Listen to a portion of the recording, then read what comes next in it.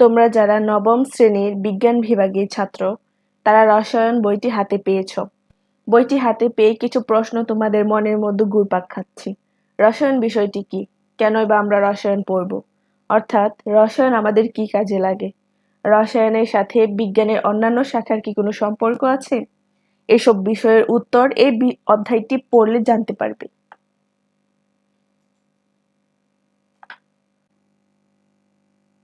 প্রিয় শিক্ষার্থীরা, রসায়ন পরিচিতি আজকে তোমাদেরকে পড়াবো। বিজ্ঞানের একটি শাখা হলো প্রাকৃতিক বিজ্ঞান বা ন্যাচারাল সায়েন্স।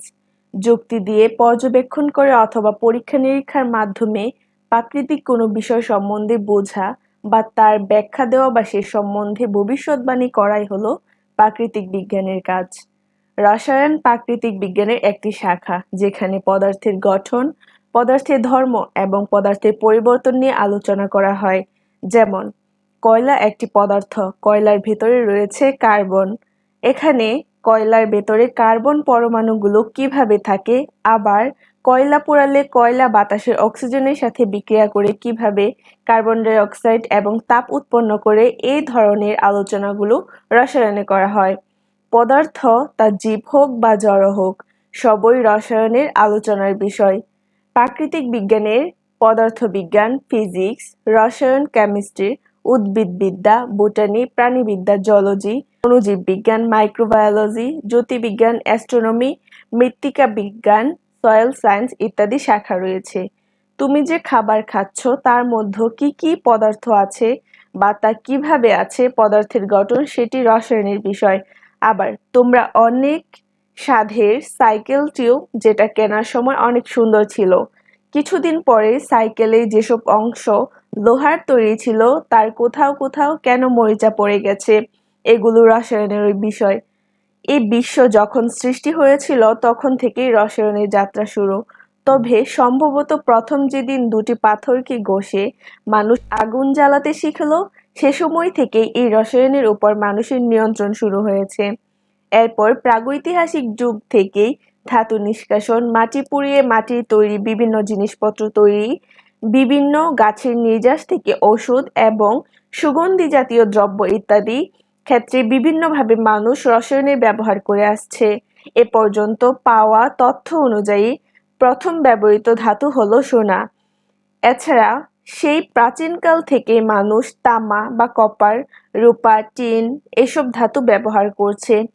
খ্রিস্টপূর্ব ৩৫০০ অব্দের দিকে কপার ও টিন ধাতুকে গলিয়ে তরলে পরিণত করা হয় এবং এই দুটি তরলকে একত্রে মিশিয়ে অতঃপর মিশ্রণকে ঠান্ডা করে কঠিন সংকর ধাতুতে পরিণত করা হয়।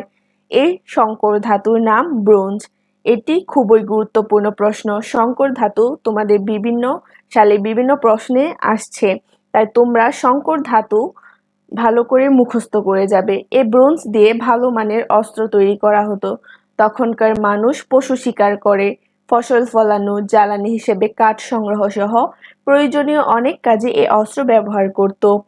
এই ব্রোঞ্জ তখনকার মানবজাতির জন্য এক অতি প্রয়োজনীয় পদার্থে পরিণত হয়। ব্রোঞ্জ এর আবিষ্কার মানব সভ্যতাকে অনেক দূর এগিয়ে নিয়ে যায়। প্রাচীনকালে দার্শনিকেরা পদার্থের গঠন নিয়ে অনেক চিন্তা ভাবনা করে খ্রিস্টপূর্ব ৩৮০ অব্দের দিকে গ্রিক দার্শনিক ডেমোক্রিটাস ঘোষণা করেন যে প্রত্যেক পদার্থকে ভাঙতে থাকলে শেষ পর্যায়ে এমন এক ক্ষুদ্র কণা পাওয়া যাবে যাকে আর ভাঙা যাবে না। তিনি এর নাম দেন অ্যাটম। অ্যাটম অর্থ অবিভাজ্য। প্রায় একই সময়ে ভারতীয় কোনো দার্শনিক ডেমোক্রিটাসের মতে প্রায় একই ধারণা প্রকাশ করেছিলেন, কিন্তু এই ধারণাগুলোর কোনো পরীক্ষামূলক ভিত্তি ছিল না। অ্যারিস্টটল এই ধারণার বিরোধিতা করেন।